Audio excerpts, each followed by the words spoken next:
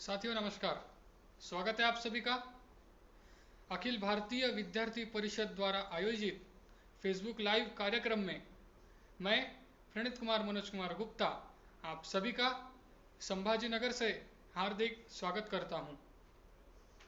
दोस्तों, इस कार्यक्रम की शुरुआत करें इससे पहले मैं छत्रपति शिवाजी महाराज की तरह एक वंदनीय योद्धा परम महावीर श्री महाराणा प्रताप जी को याद करना चाहता हूं, क्योंकि आज उनकी जयंती है।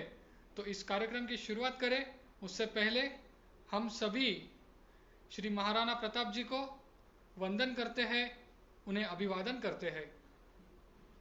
दोस्तों, इस प्रोग्राम में जब से यह कार्यक्रम शुरू हुआ है, अलग अलग क्षेत्र के विविध क्षेत्र के महानुभाव आपसे भेंट के लिए आए थे। इसी कड़ी को आगे बढ़ाते हुए आज मैं आपके समक्ष उपस्थित हुआ हूं। फिर एक बार आप सभी का मैं बहुत बहुत इस कार्यक्रम में वेलकम करता हूं।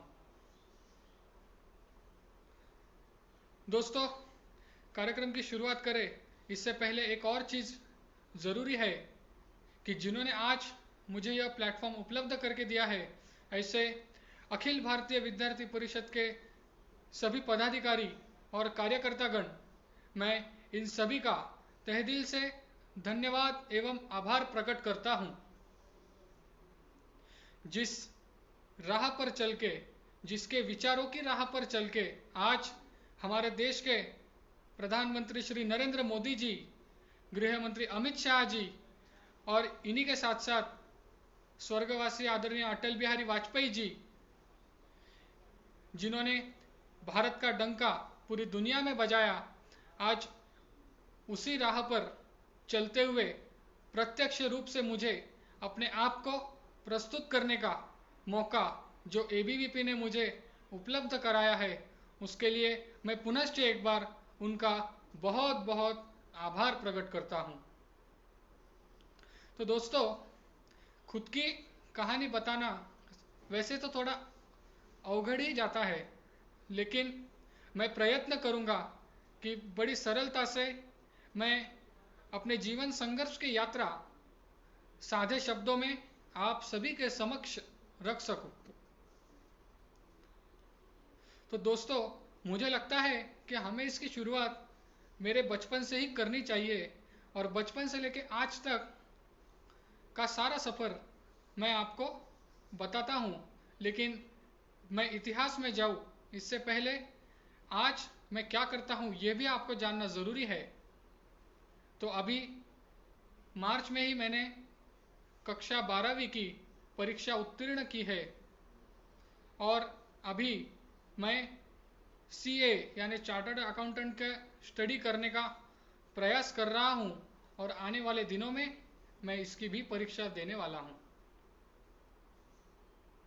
तो दोस्तों, यह तो हुआ मेरा आज का करंट स्टेटस। अभी थोड़ा सा इतिहास की ओर हम लोग बढ़ते हैं।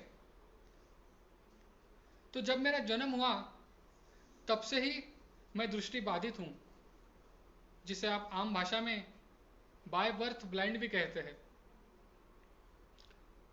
लेकिन पहला 1-1.5 साल माता पिता को समझ ही नहीं आया। लेकिन जब मेरी हरकतें अन्य छात्रों से अलग होती थी, तभी उनके ध्यान में आया कि मुझ में कुछ तो प्रॉब्लम है। फिर डॉक्टर से पता चला कि मैं दृष्टि बाधित हूं। दोस्तों, ये बताने में बिल्कुल भी हिचकिचाहट नहीं होती है कि अगर किसी को यह पता चले कि उसका पुत्र दृष्टि बाधित है तो उसके मन पर क्या बीतती होगी। और इस फील्ड के बारे में उनकी जानकारी शून्य हो, और आगे इस क्षेत्र में मुझे कैसे बढ़ाना है, मुझे आगे खुद के बलबूते पर कैसे खड़े करना है, इसके बारे में तब उनकी जानकारी एकदम शून्य थी। लेकिन आज मुझे अपने माता पिता पर बड़ा ही गर्व होता है कि उन्होंने मुझे पढ़ाया, लिखाया और इतना सक्षम बनाया कि आज मैं खुद के पांव पर खड़ा हूँ, संघर्ष कर रहा हूँ और संघर्ष करते करते आगे बढ़ रहा हूँ। लेकिन मेरी जीवन यात्रा बताते बताते मैं जिक्र करना चाहूँगा कि आज हमारे समाज में ऐसे बहुत से लोग हैं जो अपने दिव्यांग पुत्रों को छोड़ देते हैं या फिर उनका त्याग कर देते हैं या फिर उन्हें उचित सम्मान नहीं देते जो उनके परिवार में उन्हें मिलना चाहिए। परंतु मेरा ऐसा मानना है कि दिव्यांग छात्र भी, दिव्यांग पुत्र भी नॉर्मल बच्चों से अलग ही होता है और सीधी भाषा में कहा जाए तो उनसे एडवांस ही होता है। सिर्फ उसकी ज़रूरतें अलग होती है और उसे पला बढ़ाने का तरीका थोड़ा सा अलग होता है। वह अगर आपके समझ में आ जाए तो शायद ये जीवन भी उसका कैसे आगे चलाना है यह आपको भी समझ आ जाएगा। इसके बाद जब मेरी स्कूल में जाने की बारी आई तब भी बहुत से विद्यालयों ने मेरे माता पिता को कहा कि आपका पुत्र दिव्यांग होने के कारण हम उसे हमारे विद्यालय में प्रवेश नहीं दे सकते। सोचने पर आपको कारण पता चलेगा कि उन्होंने ये कहा था कि हम हमारे 1000-2000 बच्चों की ओर देखेंगे या फिर इस दिव्यांग छात्र की ओर। लेकिन इसी संघर्षमय यात्रा के समय moral kids high school Aurangabad के प्राचार्य आदरणीय संतोष जायसवाल सर जी ने मुझे उनके विद्यालय में प्रवेश दिया और मेरा पहली से लेकर 10वीं तक का सारा शिक्षण उनकी ही विद्यालय में हुआ। वहाँ मैंने अपनी प्रतिभाओं का प्रदर्शन बेहद ही सरलता से और उत्सुकता पूर्ण किया और मुझे बताते हुए खुशी भी होती है कि यह विद्यालय एक नॉर्मल बच्चों का विद्यालय था। माता पिता ने पहले सोचा था कि मुझे दिव्यांगों के स्कूल में डालेंगे, लेकिन वहाँ की व्यवस्था अभी इतनी अच्छी नहीं हुई है जितनी कि अदर जगहों पे होती है। और इसी के साथ साथ उनका एक और नियम रहता है, उनका नियम रहता है कि हमें वहीं रहना होगा। आम भाषा में कहा जाए तो हॉस्टल में हमें वहीं रहना होगा। लेकिन मेरे माता पिता की इच्छा थी कि मैं घर पर ही रहूं और नॉर्मल स्कूल में आता जाता रहूं। इसके पीछे और एक कारण है दोस्तों कि अगर मैं वहाँ रहूँगा तो मुझे अदर एक्टिविटी करने में दिक्कत होगी, लेकिन अगर मैं घर पे रहूँगा तो मैं स्कूल के साथ साथ अदर एक्टिविटी भी आराम से कर पाऊँगा। अभी यह अलग भाषा में बताना मैं ज़रूरी नहीं समझता, लेकिन इसमें भी एक बात मैं बताना चाहूँगा कि जो दिव्यांग छात्रों के माता पिता होते हैं जनरली समाज में, वह उन्हें दिव्यांगों के स्कूल में छोड़ देते हैं और फिर उसकी 7वीं 8वीं या 10वीं होने के बाद ही उसे घर लाते हैं। बीच में भी जब वह आता है तो उसे होना चाहिए वैसी उसकी ज़रूरतों का ख्याल नहीं रखा जाता है। तो मैं चाहूँगा और मेरे बताने का मकसद यही है कि दिव्यांगों का स्थान इस समाज में आम व्यक्तियों की तरह ही होना चाहिए। जब मेरा स्कूल का सफ़र चल रहा था उसी समय अलग अलग एक्टिविटीज़ में मुझे भाग लेना पसंद था, जैसे कि संगीत हो या संस्कृत श्लोक पठन हो या कोई खेल हो या अदर एक्टिविटीज़। मैंने बहुत सी एक्टिविटीज़ अपने बचपन में की है। ज़्यादा बताने का तो अभी समय ज़्यादा लगेगा, लेकिन महत्वपूर्ण अगर बताया जाए, गीता के श्लोक सीख लिए थे। मुझे हनुमान चालीसा भी बचपन में से ही आती है। मैंने संगीत का शिक्षण भी कक्षा पहली से ही लेना प्रारंभ किया। संगीत में मेरे गुरुवर्य दिलावर सर, उन्हीं के साथ साथ गोसावी सर, इन सभी का मार्गदर्शन मुझे प्राप्त हुआ। तो दोस्तों, इस तरह मेरा जीवन प्रवास बचपन में सही ढंग से शुरू हो गया। आगे बहुत सी कठिनाइयाँ आई, बहुत से हमें प्रयास करने पड़े, परंतु आज भी हम वो संघर्ष करते ही आ रहे हैं। यहाँ एक बात आपको बता देना चाहूँगा कि मैंने ब्रेल लिपि का शिक्षण प्राइवेट कोचिंग से ही लिया है।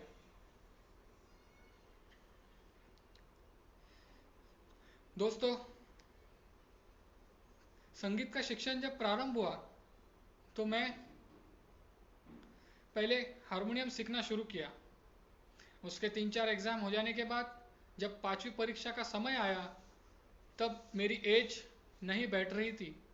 उस समय मैंने निर्णय किया कि अब मैं कुछ अलग ट्राई करता हूँ। इसके बाद मैंने तबला वादन में प्रशिक्षण लेना शुरू किया और देखते ही देखते लगातार 7 परीक्षा यानी विशारद की परीक्षा मैंने 2018 में उत्तीर्ण की।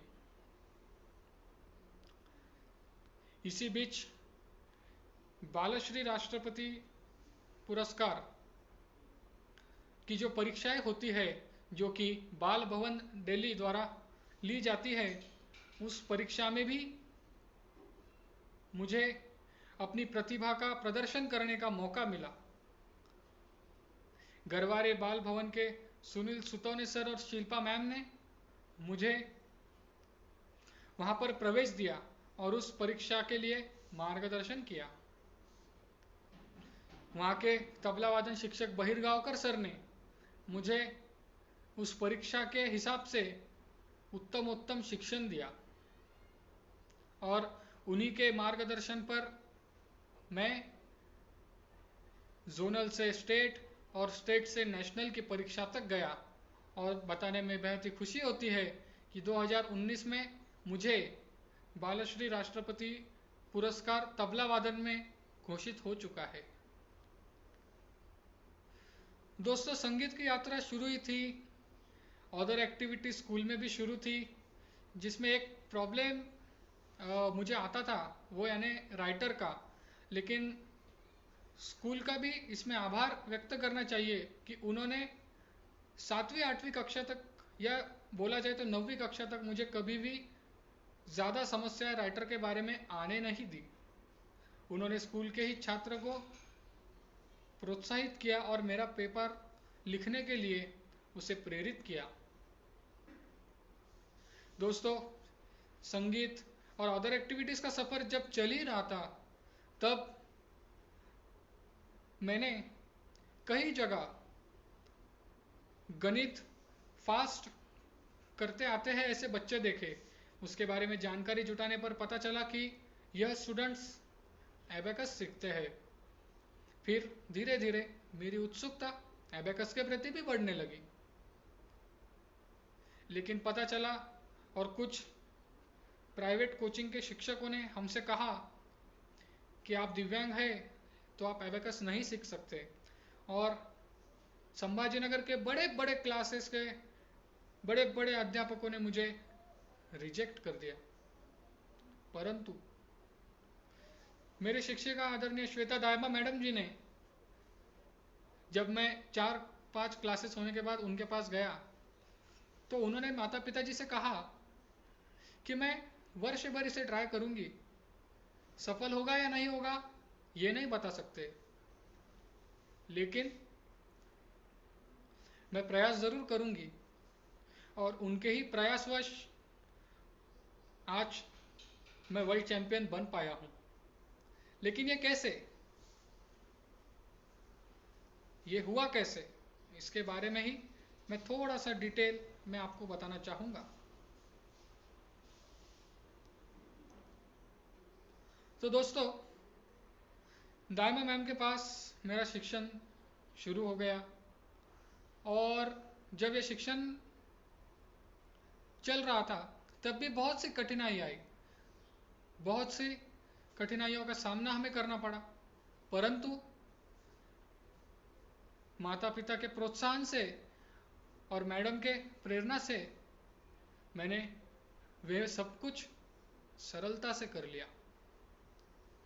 दोस्तों, मैम ने सर्वप्रथम मुझे एबेकस की फ्रेम हाथ लगाकर उसे एज्यूम करना सिखाया।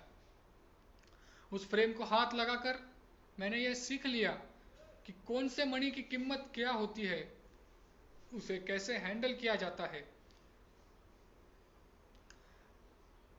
यह जरूर बताना चाहूँगा कि बाकी छात्रों को इसमें समय लगता है, नो डाउट, उन्हें कम समय लगता है, लेकिन मुझे उनसे डबल या ट्रिपल समय लगा, परंतु मैंने वो चीज़ सीख ली। मैं फटाफट कैलकुलेशन करने लगा एबेकस की मदद से। लेकिन उसके ही बाद मैम ने मुझसे कहा कि आप इसी फ्रेम को आपके आंखों के सामने एज्यूम करो और मेंटली कैलकुलेशन करने की कोशिश करो। और यह चीज़ भी मैंने बेहद ही सरलता से, कठिन परिश्रमों से और माता पिता और मैडम की प्रेरणा से सीख ली। मैं जब एबेकस में प्रवेश लिया तब साल था 2012। एबेकस का कोर्स होता है लगभग 2.5 से 3 साल का, लेकिन मुझे ऑलमोस्ट पूरा बेसिक कवर करने को लगे 2014, यानी 2 साल। उसके बाद पहली बार नेशनल लेवल का कंपटीशन हुआ, लेकिन मुझे उसमें प्रवेश तो नहीं मिला। लेकिन उस समय मेरा on the stage live demo ma'am ने करवाया, जो कि हमारे यूसी मास के इंडिया के अध्यक्ष स्नेहल कारिया सर, यूसी मास पुणे के नितिन सर, रश्मि मैम और पूरे यूसी मास इंडिया को बहुत पसंद आया। इसी के बाद 2015 में नेशनल लेवल का कंपटीशन और उसी के साथ साथ इंटरनेशनल कंपटीशन भी इंडिया में ही होना था। दोस्तों, एक बात यहाँ बता देना चाहूँगा कि पहली बार यह कंपटीशन इंडिया में होने जा रहा था 20 वर्षों में। तो उसी की एक अलग ही खुशी, एक अलग ही उत्सुकता थी। दोस्तों, यह कंपटीशन कैसे होता है यह तो मैं आपको अभी बताऊंगा ही, लेकिन इस कंपटीशन में प्रवेश के लिए थोड़ी सी कठिनाइयों का सामना भी हमें करना पड़ा, लेकिन वह भी परीक्षा हमने उत्तीर्ण कर ली और सारी कठिनाइयों का सामना करते हुए हमने उस कंपटीशन में प्रवेश निश्चित कर दिया। दोस्तों, यह कंपटीशन में 56 कंट्रीज के लगभग 5000 स्टूडेंट्स पार्टिसिपेट कर रहे थे। यह कंपटीशन न्यू दिल्ली में दिल्ली यूनिवर्सिटी के टाउन हॉल में कंडक्ट किया जा रहा था। टाइम था दिसंबर 2015।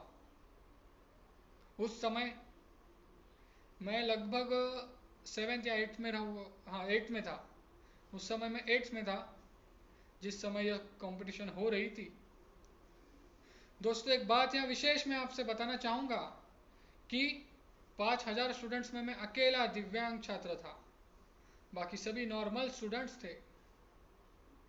अभी मैं आपको बताता हूँ कि इस कंपटीशन कैसी होती है। दोस्तों, वैसे तो आप बहुत से कंपटीशन देखते हैं, अलग अलग खिलाड़ी किस प्रकार खेलते हैं, वैसे तो आपको ये सब पता ही होगा, लेकिन बहुत कम ऐसे लोग हैं जिनको एबेकस का, स्पेशली यूसी मास एबेकस का लिसनिंग कंपटीशन कैसे होता है ये नहीं पता है। तो दोस्तों, उदाहरण के तौर पर हम अगर क्रिकेट को सामने रखें तो क्रिकेट के मैदान में चारों ओर प्रेक्षक वर्ग बैठा होता है और बीच में खिलाड़ी खेल रहे होते हैं। इसमें भी सेम वैसे ही होता है, सारे प्रतिस्पर्धी प्रतिद्वंदी बीच में होते हैं और चारों साइड से ऑडियंस बैठे होते हैं। एक अध्यापक हमें मंच से कुछ सम्स कॉल करते हैं। उदाहरण तौर पर 4354 प्लस 7809 माइनस 6806 प्लस 8707, यही स्पीड से प्लस माइनस के लगभग 20 से 40 वो हमें बोलते हैं। लेकिन एक बात भी बताना चाहूँगा कि यह कंपटीशन जब शुरू होता है तो 1 डिजिट 2 डिजिट ऐसे से ही शुरू होता है और इसका लास्ट अटेम्प्ट मैंने जो पहले कहा वैसे होता है। तो दोस्तों, इसमें एक और खासियत है और विशेषता है कि इस कंपटीशन में आपको 3 सेकंड के अंदर उत्तर लिखकर देना होता है। और मुझे बताते हुए बेहद ही आनंद होता है कि मैंने राइटर होने के बावजूद भी 3 सेकंड से 1 सेकंड का भी ज़्यादा का वक्त नहीं लिया था।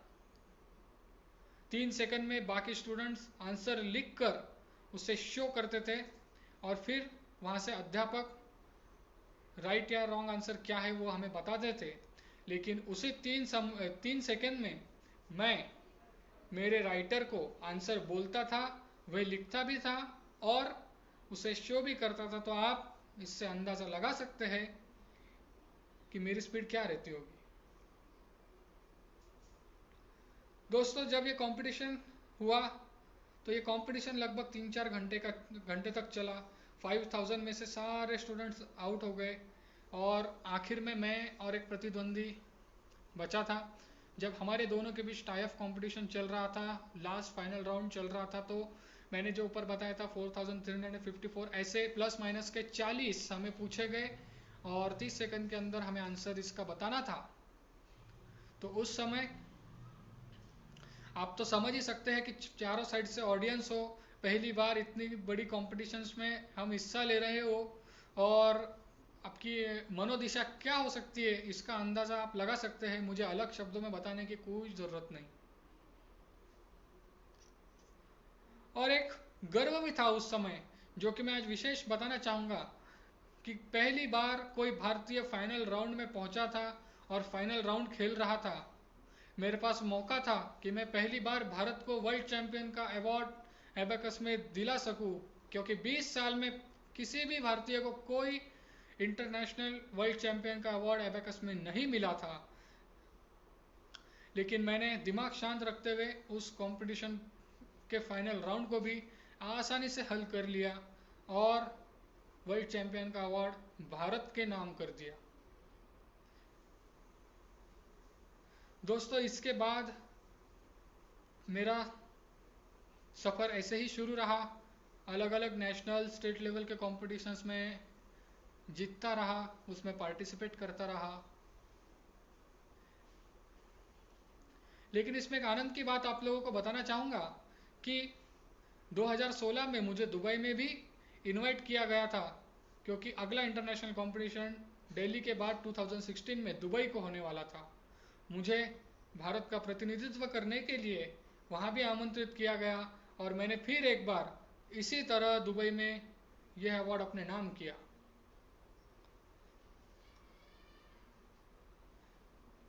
दोस्तों, ये सब चल रहा था, एबेकस का प्रैक्टिस भी चल रहा था, म्यूज़िक भी चल रहा था और स्कूल की पढ़ाई भी चल रही थी। आप सोच रहे होंगे कि इतना सब कैसे मैनेज हो जाता है, तो इसका उत्तर बेहद ही सरल है। परफेक्ट टाइम मैनेजमेंट और वर्क मैनेजमेंट अगर हम कर दे तो ये बहुत ही आसान हो जाता है। उस समय का मेरा दिनक्रम मैं आपको शॉर्ट में बता दूं तो मैं सुबह 5:30-6 के करीब उठता था। मेरा 7 बजे विद्यालय होता था। लगभग 2 बजे घर आकर फ्रेश वगैरह होकर थोड़ा सा स्कूल का होमवर्क करके 4 से 6 मैं ट्यूशन जाता था।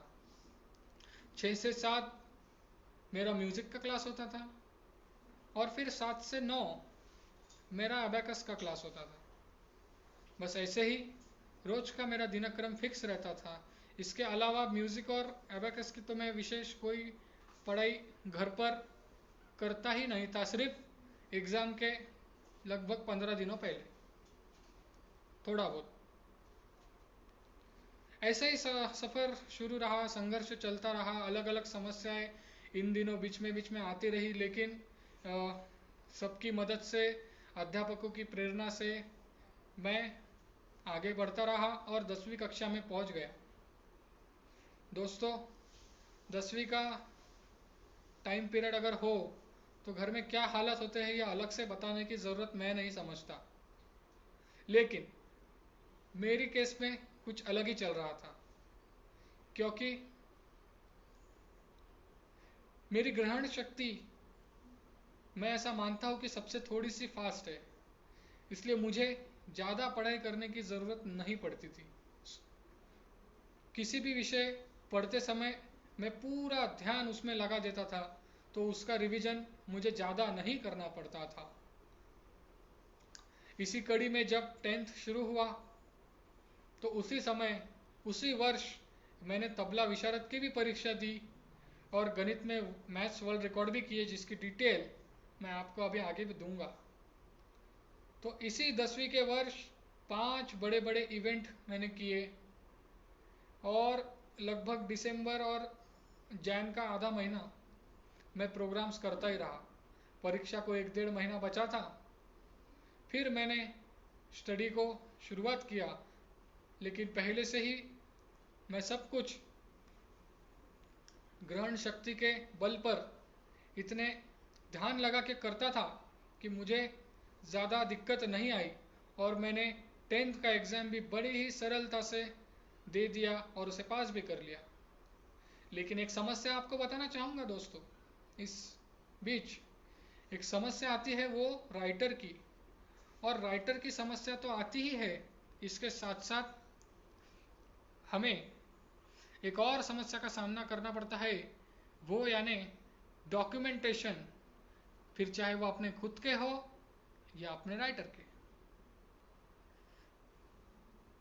बोर्ड हमें परेशान करता है, बोर्ड में, क्योंकि हमें भी इसकी पूरी जानकारी नहीं होती, हमारा भी ज्ञान इसमें अधूरा होता है, इसलिए हमें तब थोड़ी सी परेशानी होती है। गलती उनकी भी नहीं है, उनके पास वर्कलोड ज़्यादा होने की वजह से वो थोड़ा सा हमें कोऑपरेट नहीं कर पाते। लेकिन मेरा ऐसा मानना है कि हम अगर पूरी जानकारी पहले से ही अच्छे से जुटा ले और थोड़ा सा शांत माइंड से उसे हल करने की कोशिश करें तो यह भी सफल हो जाता है।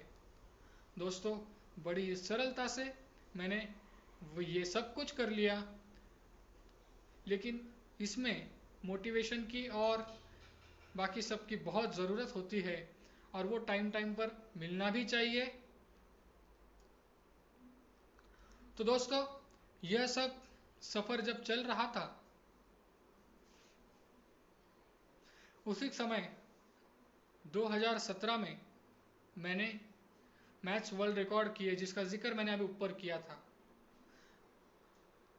तेलंगाना के हैदराबाद के पास वारंगल में नीट यूनिवर्सिटी में राजी रेड्डी सर द्वारा आयोजित maths genius world record competition में मैंने हिस्सा लिया और गणित के क्षेत्र से जुड़े 7 वर्ल्ड रिकॉर्ड मैंने किए।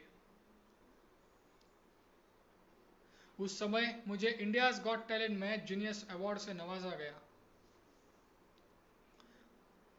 दोस्तों, एबेकस का सफ़र तो शुरू ही था, मैंने विशारद की भी परीक्षा दे दी थी और बालेश्वरी का भी प्रिपरेशन मेरा लगभग शुरू ही हो चुका था। मैंने 10th का भी एग्ज़ाम दिया। 10th के एग्ज़ाम में मुझे 96% मिले और ऑल ओवर पूरे महाराष्ट्र में दिव्यांग छात्रों में प्रथम आने का मुझे अवसर मिला। लेकिन मैं इससे भी बड़ी खुशी मानता हूँ कि मैं हमारे नॉर्मल विद्यालय में, नॉर्मल छात्रों के विद्यालय में भी 96% से प्रथम आया था। दोस्तों, 10वीं कक्षा में मेरी शिक्षिका आदरणीय मेघा हत्तेकर मैडम और इनके साथ एवं सभी शिक्षकों ने मेरे सफलता में मेरा बहुत साथ दिया। इन सब का योगदान मेरी सफलता में बहुत बड़ा रहा है।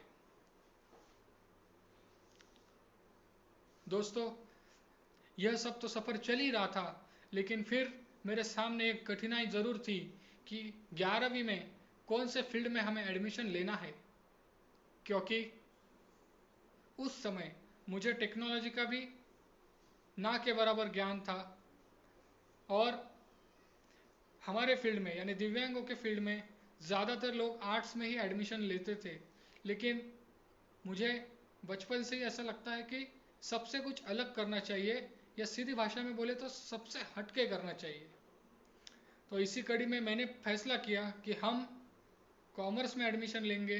एबेकस तो आता ही है, तो हमें अकाउंट्स मैथ्स के लिए होना चाहिए, वैसी दिक्कत नहीं होगी।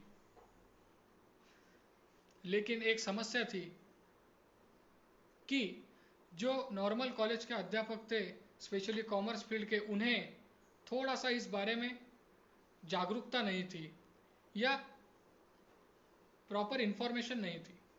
तो इसीलिए मुझे पुणे मुंबई में से किसी एक को चूज़ करना था और मैंने पुणे के बृहन महाराष्ट्र वाणिज्य विद्यालय यानी BMCC कॉलेज जो कि डेक्कन में है उसे सिलेक्ट किया और मेरा कक्षा 11वीं का एडमिशन वहाँ हो गया। शुरुआत में कॉलेज में भी बहुत सी दिक्कतें आई, लेकिन कठिनाइयों से और प्रयत्न पूर्वक परिश्रमों से मैंने उसे भी हल कर लिया। लेकिन इस सब के लिए ज़रूरी होता है वो मोटिवेशन। जब मैं ये सब कर रहा था तब मैं टेक्नोलॉजी से भी अपने आप को रूबरू करा रहा था और टेक्नोलॉजी में भी पारंगत हो रहा था। दोस्तों, कक्षा 11वीं में तो मुझे बहुत सी दिक्कतें आई, लेकिन मुझे बेस समझ में आ गया। हमारे फील्ड का संघर्ष किस प्रकार है और उसे कैसे लड़ते हैं, इसकी एक सेंट्रल आइडिया भी मिल गई। तो मेरा थोड़ा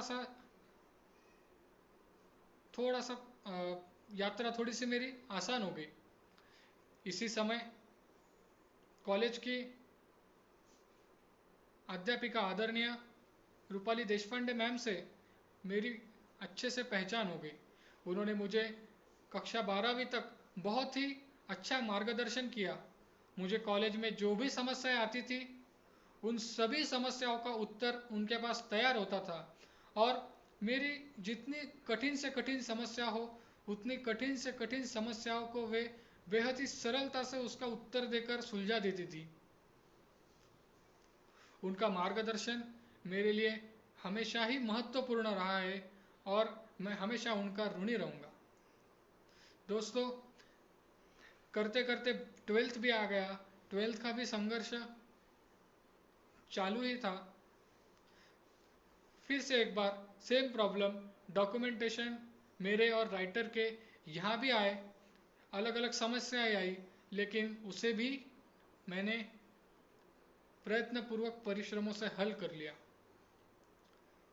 तो दोस्तों, इस तरह मेरा जीवन प्रवास शुरू है। बहुत सी कठिनाइयाँ आई, लेकिन उसे सॉल्व करने में मैं आज तक यशस्वी रहा हूँ और उम्मीद करता हूँ कि आगे भी मैं यशस्वी रहूँगा और मेरे प्रयत्न इसी तरह एक विद्यार्थी की तरह चलते रहेंगे। दोस्तों, जाते जाते इस कार्यक्रम का जब समाप्त करूँगा तो आपको लाइव डेमोन्स्ट्रेशन देने की मेरी इच्छा है, ताकि सभी को पता चले कि एबेकस क्या चीज़ है और मैं इसके बारे में जब इतना बता रहा हूँ तो इतनी सरलता से ये करना कैसे पॉसिबल हो जाता है। लेकिन उससे पहले एक दिव्यांग छात्र होने की वजह से मेरा ये कर्तव्य बनता है कि उससे जुड़ी कुछ बातें मैं इस पटल पर रख पाऊँ। तो दोस्तों, पॉइंट नंबर 1, माहिती का अभाव। जब मैं दिव्यांग था, इस फील्ड में नया उतरा, तो मुझे बहुत सी कठिनाइयाँ आती थी, लेकिन इसका उत्तर एक ही है कि अगर हम कोई भी चीज़ करने से पहले उसकी प्रॉपर इन्फॉर्मेशन निकाल ले, उसके बारे में प्रॉपर सारी चीज़ जान ले, तो वे हमारे लिए बहुत ही सरल हो जाता है। जितने हमें हो सके उतनी सारी इन्फॉर्मेशन निकालने का हमें प्रयास करना चाहिए। तो कभी भी माहिती का अभाव हम में ना रहे, इसकी भी हमें हमेशा केयर लेनी चाहिए, क्योंकि अगर आप में माहिती का अभाव हो तो वही आपके पतन का कार्य सिद्ध बन सकता है। दूसरी बात मैं बताना चाहूँगा कि जीवन में हमेशा प्रैक्टिकली होना चाहिए। जीवन एक खुली किताब की तरह है, उसे जीने के अलग अलग तरीके हैं। आप कौन सा तरीका चूज करते हैं इसके ऊपर यह सब निर्भर करता है। हमेशा जीवन में प्रैक्टिकल नॉलेज को ज़्यादा बढ़ावा देना चाहिए। और सीधी भाषा में कहा जाए तो हवा जैसे बदलती है, वैसे ही हवा का रुख पहचान कर प्रॉपर डिसीजन वो घटना होने से पहले ही हमें लेने की क्षमता विकसित करनी चाहिए। दोस्तों, मेरे एक मित्र है धनुष कुमार, जो कि वर्धा से है। उनके बारे में मैं बताना चाहूँगा। उदाहरण के तौर पर 2014 से पहले उन्हें राजनीति और समाज सेवा में ज़रा भी इंटरेस्ट नहीं था, लेकिन 2014 से जब से उन्होंने आदरणीय मोदी जी को फॉलो करना शुरू किया, उनकी समाज कार्य के प्रति रुचि बेहद ज़्यादा बढ़ गई। और मोदी जी की संघर्ष यात्रा जब उन्होंने जानी तो उन्हें लगा कि हमें भी इसी राह पर चलना चाहिए। और आज 2020 में वे बहुत ही आसानी से कोई भी कार्य समाज सेवा से जुड़ा हो या राजनीति से जुड़ा हो, वे बेहद ही सरलता से कर लेते हैं। राजनीति की हर खबर पर उनकी कड़ी नज़र रहती है और बेहद ही सरलता से वो इसका विश्लेषण करते हैं। उनके बारे में एक जानकारी और दे दूं कि उनके पास एजुकेशनल डिग्री तो उतनी अच्छी नहीं है, जैसी होनी चाहिए वैसी नहीं है, लेकिन यदि आप उनसे बात करते हैं या उनका नॉलेज प्राप्त करने की कोशिश करते हैं या जानने की कोशिश करते हैं, तो आपको ज़रा भी महसूस नहीं होगा कि इस व्यक्ति का शिक्षण होना चाहिए वैसा नहीं हुआ है और ये बेहद ही प्रतिष्ठित व्यक्ति है और होना भी चाहिए। मेरा यही मानना है कि एक आधा सर्टिफिकेट कम रहा, लेकिन अगर सामने वाले के पास प्रैक्टिकल नॉलेज है तो वो बहुत आगे बढ़ सकता है। हमें किसी भी चीज़ का प्रेजेंटेशन करते वक्त उसके ऊपर पहले से ही सारा स्टडी कर लेना चाहिए। यदि सामने वाला हमें क्या प्रश्न पूछेगा इसका भी हम पहले से ही अंदाज लगाने में सक्षम हो गए, तो मुझे लगता है कि ये हमारे लिए बहुत ही आसान हो जाता है और हमारा 50% विजय वही निश्चित हो जाता है। उदाहरण के तौर पर मैं भारतीय जनता पार्टी के राष्ट्रीय प्रवक्ता संबित पात्रा साहब का उदाहरण देना चाहूँगा कि जब भी वो किसी डिबेट शो में बैठते हैं तो प्रॉपर इंफॉर्मेशन के साथ साथ प्रॉपर डॉक्यूमेंट्स भी लेकर आते हैं। मैंने बहुत बार देखा है कि जब भी वो कोई विषय पर अपनी बात रखते हैं, जब भी कोई सच्चाई वे देश के सामने रखते हैं, तो उसके प्रॉपर डॉक्यूमेंट्स या उसकी proper information A to Z वे लेकर आते हैं। ये तो मैंने सिर्फ एक उदाहरण बताया। इस तरह से अगर हम कोई भी चीज़ करें तो मुझे नहीं लगता कि वो हमें कठिन जाएगा। और एक आखिरी बात मैं बताना चाहूँगा कि अभी लॉकडाउन है और रोज़गार की बहुत ही बड़ी समस्या आज उत्पन्न हो गई है, लेकिन मेरा ऐसा एक विचार है कि अगर वर्क फ्रॉम होम को आज भारत सरकार भी बहुत बढ़ावा दे रही है और बहुत से भारतीयों को वो पसंद भी आ रहा है, तो दोस्तों अगर वर्क फ्रॉम होम में हम दिव्यांगों के लिए कुछ कर पाए तो इस पर एक चर्चात्मक विचार होने की आवश्यकता है, ऐसा मेरा मानना है। और मुझे पूर्ण विश्वास है कि मोदी जी इसके ऊपर ज़रूर विचार करेंगे और दिव्यांगों को वर्क फ्रॉम होम में बढ़ावा कैसे मिले इसके ऊपर भी वे ठोस कदम उठाएंगे और पूर्णतः विचार करेंगे।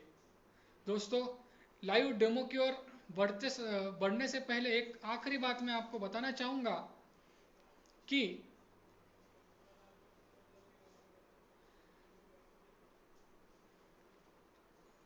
तो लाइव डेमो से पहले एक बात है जो विशेषता से बताना मैं यहाँ ज़रूरी समझता हूँ, वो यह है कि जीवन अगर आसानी से जीना है तो जीवन में प्रैक्टिकल नॉलेज, प्रॉपर इंफॉर्मेशन होना ज़रूरी है। यह अगर आप सब कुछ हासिल कर लेते हैं तो आपके लिए यह जीवन बेहद ही आसान हो जाएगा। तो अभी मैं आमंत्रित करना चाहूँगा मेरी माताजी चित्रा गुप्ता को नमस्ते। मैं आपको प्रणीत का एक डेमो दिखाना चाहूँगी जिसमें हम लोग लेंगे 6 digit 15 rose 7 digit 7 digit 15 rose sorry 76,93,521 82,95,762 minus 70,92,105 59,26,008 48,93,073 minus 63 lakh 50,927 26 lakh 43,821 59 lakh 26,735 minus 63 lakh 18,658 89 lakh 24,522 21 lakh 79,926 42 lakh 15,823 11 lakh 279 minus 56 lakh 17,590 23 lakh 15,982 14 lakh 70,230 23 lakh 46,521 that is. The answer is 32552923, that is 32 lakh 55,000, sorry 3 lakh 3 crore 25 lakh 52,923 is the correct answer. इसके बाद मैं आपको उसका multiplication कैसा करता है वो आपको बताना चाहूंगी. ये करेगा अभी 3/3 डिजिट के सम. इसमें आएगा 413 multiply 336 is equal to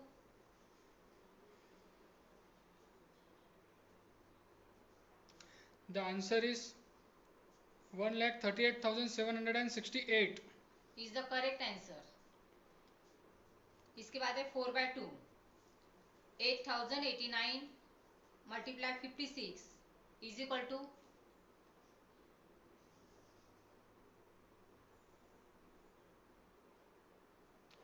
The answer is 4,52,984 is the correct answer. अब इसके बाद में ये डिवाइड करेगा. ये करेगा 6/4 के divide 7,06,056 divide 9,052 is equal to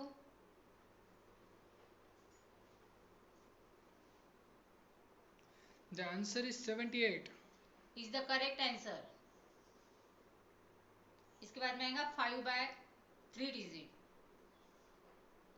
45 lakh 864 divide 819 is equal to The answer is 56 is the correct answer.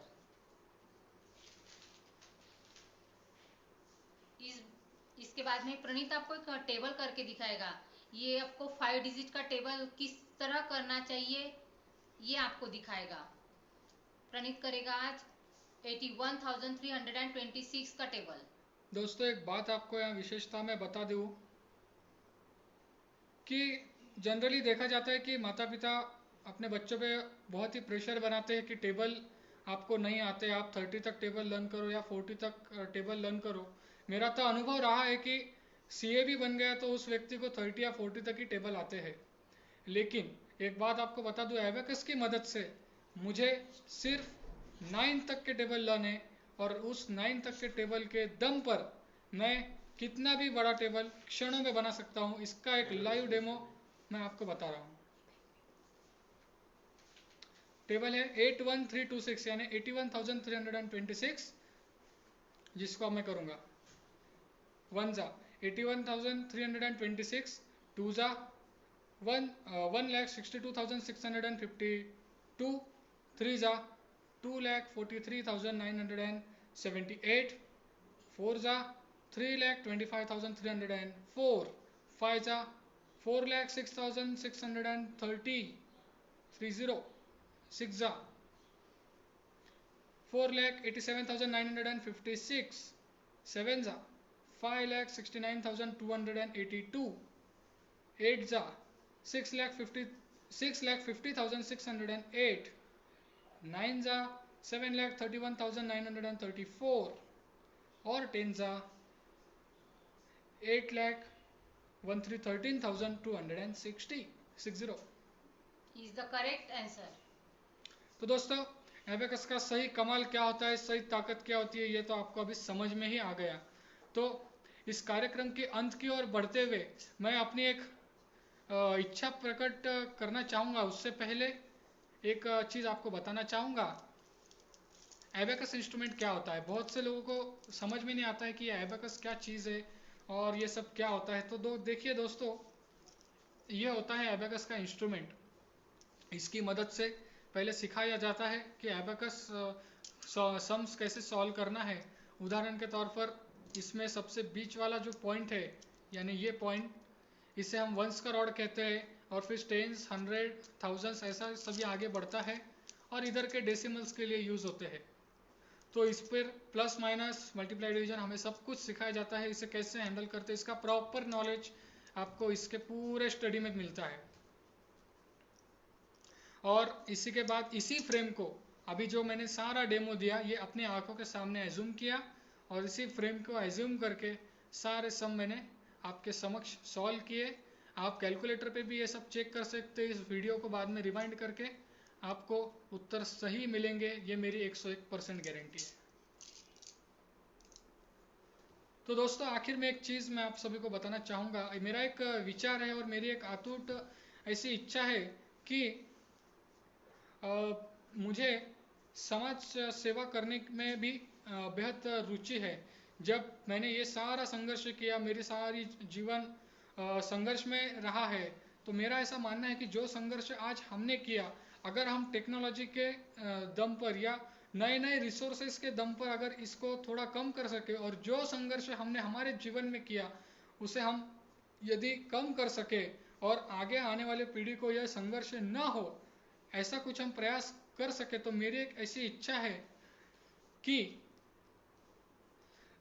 यह सब कुछ अगर करने का कोई प्रत्यक्ष रूप से प्लेटफॉर्म मुझे एबीवीपी अगर देता है तो मैं ज़रूर उसे प्रयत्न पूर्वक पूर्ण करने का प्रयास करूंगा।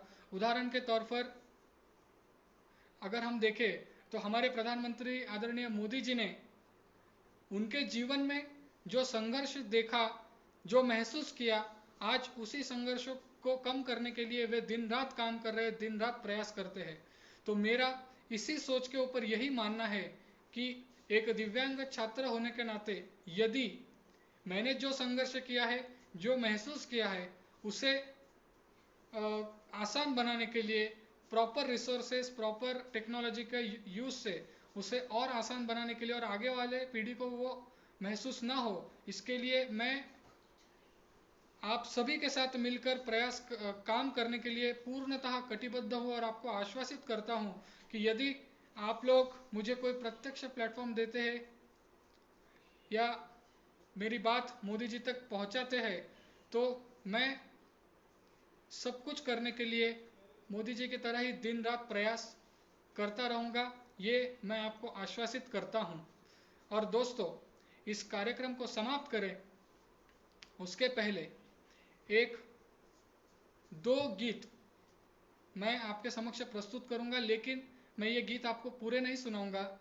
दो गीत मिक्स करके मैं आपको एक शॉर्ट मेलोडी सुनाना चाहूँगा। तो दोस्तों, संघ परिवार एक देश सेवा के हेतु ही जुड़ा है। हमें हमारे देश से हमेशा प्यार करना चाहिए। देश की आन बान शान के लिए हमें दिन रात एक कर देना चाहिए। हम भारत को माता कहकर पुकारते हैं, हमें भारत का तो सम्मान करना ही चाहिए, लेकिन उसके साथ साथ हमें हमारे माता पिता का भी सम्मान उचित रूप से करना चाहिए। तो दोस्तों, प्रस्तुत है आपके समक्ष एक गीत।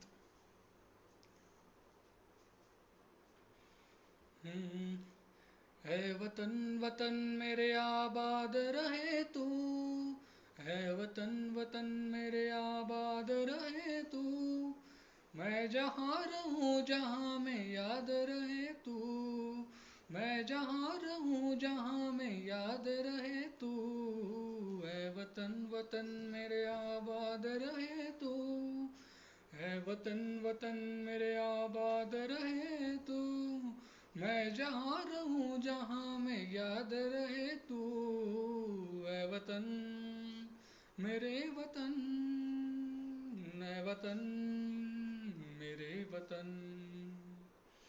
रंग तेरी रीत का, रंग तेरी प्रीत का, रंग तेरी जीत का है लाई लाई, रंग तेरी रीत का, रंग तेरी प्रीत का, माई तेरी चुनरिया लहराई, जब जब मुझ पे उठा सवाल, माई तेरी चुनरिया लहराई, जीना जीना रे उड़ा गुलाल, माई तेरी चुनरिया लहराई, जीना जीना जीना रे उड़ा गुलाल, माई तेरी चुनरिया लहराई।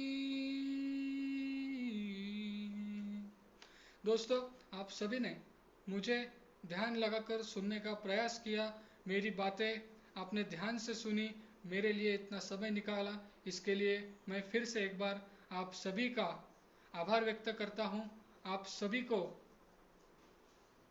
अभिवादन करता हूँ।